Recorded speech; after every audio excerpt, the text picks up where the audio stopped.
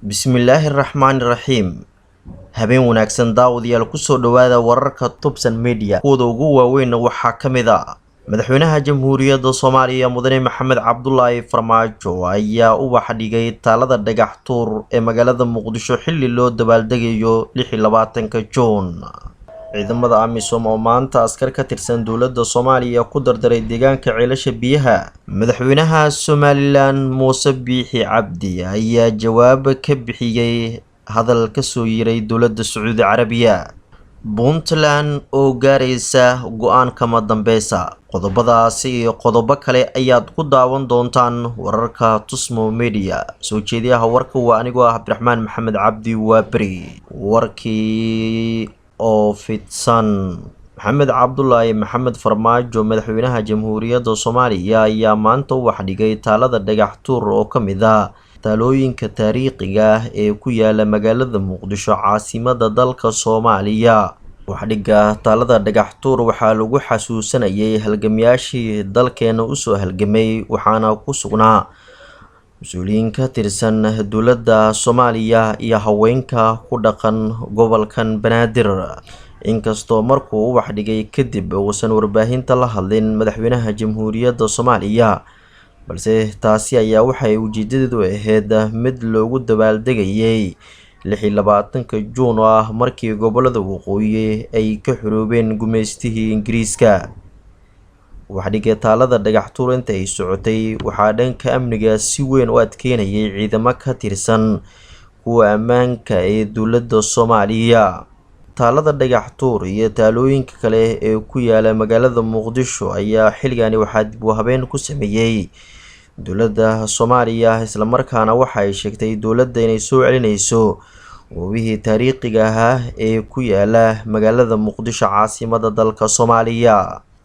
Toddobaadka xorriyadda oo ah maalmo ku weyn ummadda Soomaaliyeed taasoo si weyn looga dabaaldego magaalada Muqdisho, gobolada dalka Soomaaliya iyo dalka dibaddiisa.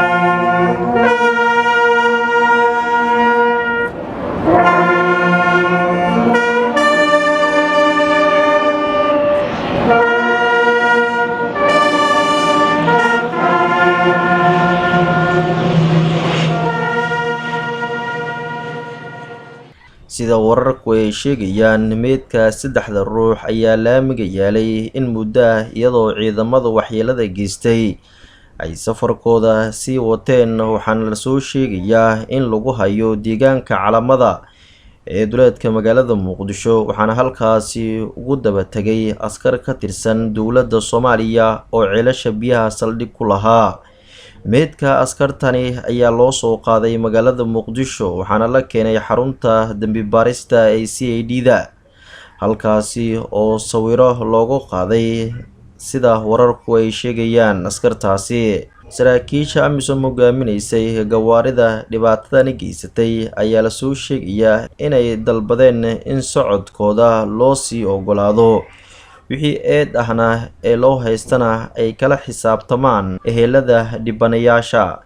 Ciidamada AMISOM ayaa tacadiyo kala duwan u geystay shacabka Soomaaliyeed xilliyada ay ku safrayaan wadooyinka magaalada Muqdisho, mana muuqata ilaa hadda wax laga qabtay tacadiyada ciidamada AMISOM ay geystaan. Muuse Biixi Cabdi madaxweynaha Somaliland ayaa jawaab ka bixiyay tallaabadii Sacuudiga ah ee ka dhanka Somaliland.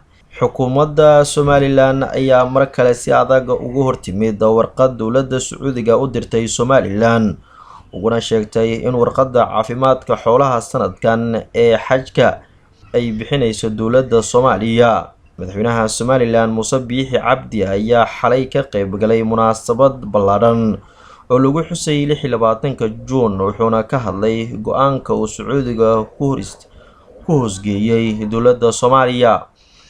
madaxweyne Muuse Biixi Cabdi madaxweynaha Somaliland ayaa waxaan la aqbali karin ku sheegay go'aankaasi ka soo baxay Sacuudiga kaasoo ay dhoofka xoolaha Somaliland ku xirtay in dowladda Soomaaliya ay ka soo qaadato warqadda caafimaadka ee xoolaha laga dhoofinayo dekedda Berbera.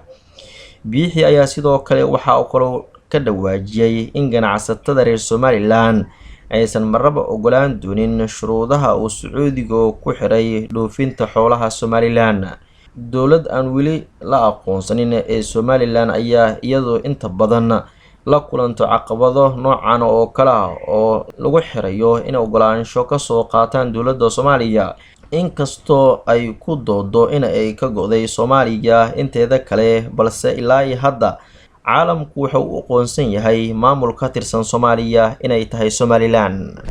Puntland ayaa gaarayso go'aan kama dambaysa. maxkamadda racfaanka gobolka Nugaal ayaa maanta mar kale dhageysanayso dacwadda 3 rag oo loo haysto kufsiga iyo dilka loo geystay Caaisha Ilyas Aadan oo 12 jir ahayd, taasoo lagu kufsaday dilna loogu daray xilli ay ku sugnayd magaalada Gaalkacyo ee xarunta gobolka Mudug. saddexdani eedeysane ayaa kala ah Cabdifataax Cabdiraxmaan Warsame, Cabdisalaan Cabdiraxmaan Warsame iyo Cabdishakuur Maxamed Dige.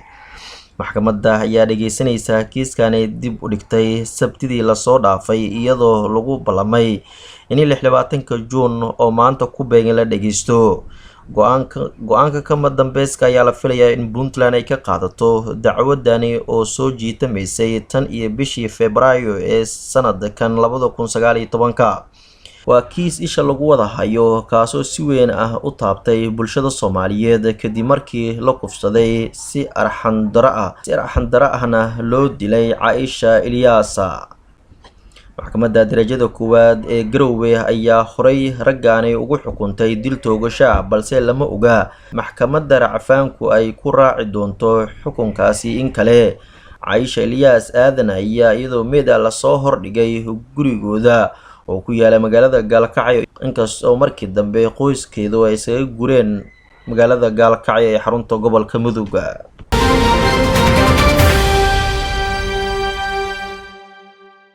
warkii habeenimo aad kala socoteen Tubsan Media wanageynta warka waxaa idiin soo jeedinaya anigu Cabdiraxmaan Maxamed Cabdi waa beri.